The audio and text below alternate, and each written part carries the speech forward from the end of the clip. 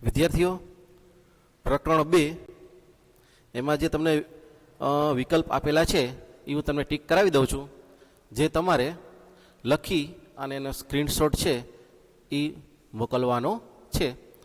તો શરૂ કરીએ. તો પેજ નંબર 49 ઓપન કરો. એમાં હું તમને દેખાડતો જાઉં છું, અને જેના આગળ બુક ન હોય આમાં જોઈને પણ લખી શકે. તો હું ટીક કરાવતો જાઉં, જોતા જાઓ વિદ્યાર્થીઓ.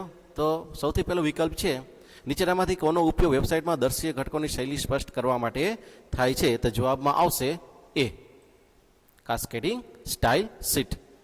પછી છે બીજો વિકલ્પ.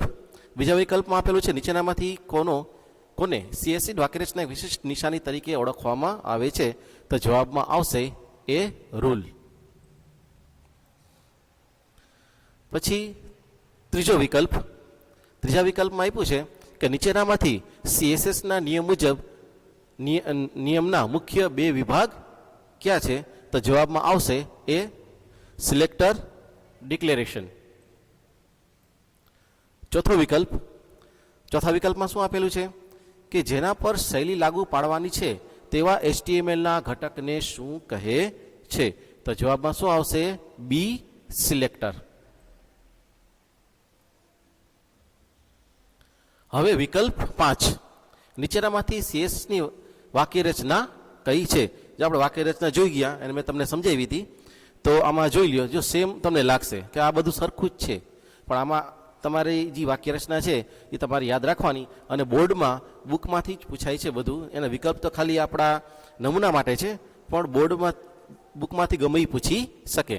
તો 5મા વિકલ્પમાં જવાબમાં આવશે સી, સિલેક્ટર, પ્રોપર્ટી અને વેલ્યુ. હવે વિકલ્પ 6. વિકલ્પ 6 શું કહે છે કે નીચેનામાંથી કઈ સંસ્થાએ જાવા સ્ક્રિપ્ટનો વિકાસ કર્યો? તો જવાબમાં શું આવશે? D, Netscape.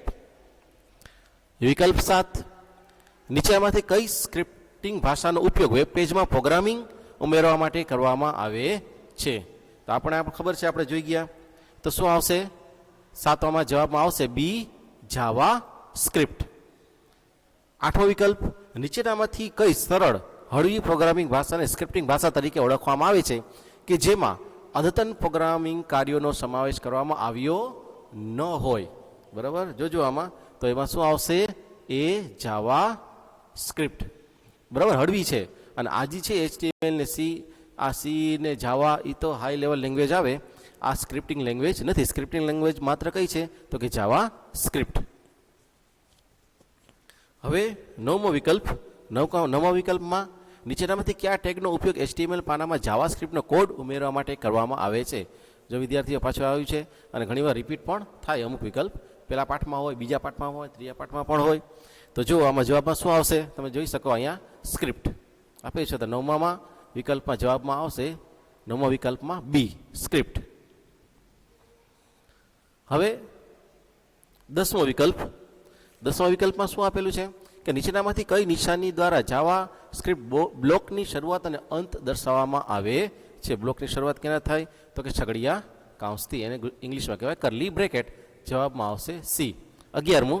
નીચેનામાંથી નિશ્ચિત કાર્ય કરવા માટે પુણ્ય ઉપયોગમાં લઈ શકાય તે પ્રકારના ઘટકને શું કહે છે? તો આપણે જોઈ ગયા, એને શું કહેવામાં આવે? ફંક્શન. તો 11માં જવાબમાં આવશે ડી, ફંક્શન. 12મો વિકલ્પ. નીચેનામાંથી કયા વિધાનનો ઉપયોગ વિધેયમાં કિંમત પરત કરવા માટે થાય છે? તો 12મો જે વિકલ્પ છે એમાં જવાબમાં આવશે એ, રિટર્ન. 13મો વિકલ્પ. 13મા વિકલ્પમાં ઉપયોગ કરતા વેબ પેજના સંવાદથી શું બને છે? આપણે જોઈ ગયા. શું થાય છે? તેમાં થાય છે ઘટના. જવાબમાં આવશે સી, ઘટના.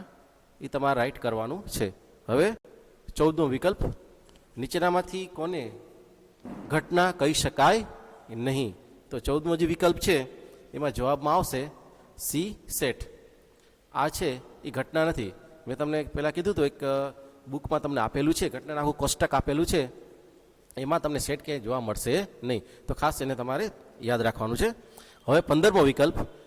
વિગતોનો સંગ્રહ કરવા માટેના સંગ્રાહકને શું કહે છે? તો જવાબમાં આવશે એ, ચલ, વેરિયેબલ. પછી આપ્યું છે BOM. BOM એટલે શું થશે કે બ્રાઉઝર ઓબ્જેક્ટ મોડેલ. આ વર્ષે તમારે આ ભણવાનું નથી, કોર્સમાં આપેલ નથી. પછી 17મું, બ્રાઉઝર ઓબ્જેક્ટ મોડલમાં સૌથી ઉપરના સ્તરે રહેલ ઓબ્જેક્ટ કયો છે? તો 17માં જવાબમાં આવશે એ વિન્ડો. હવે 18મો વિકલ્પ NaN જઈ ગયા. NaN એટલે શું? તો કે નોટ અ નંબર. તો વિદ્યાર્થીઓ, આ 18 વિકલ્પ છે એ મેં તમને ટીક કરાવી દીધેલા છે. તમે જોઈ લેજો અને લખી લેજો. તમને ઓનલાઈન પણ આની ટેક્સ્ટ મળી જશે. 12માની જે PDF ફાઇલ છે એ મળી જશે. એમાં જોઈને પણ તમે લખી શકો.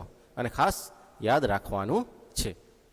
અને તમારે લખી અને એને સ્ક્રીનશોટ પાડી, ફોટો પાડી અને તમારે મને હોમવર્ક તરીકે મોકલવાનું પણ છે.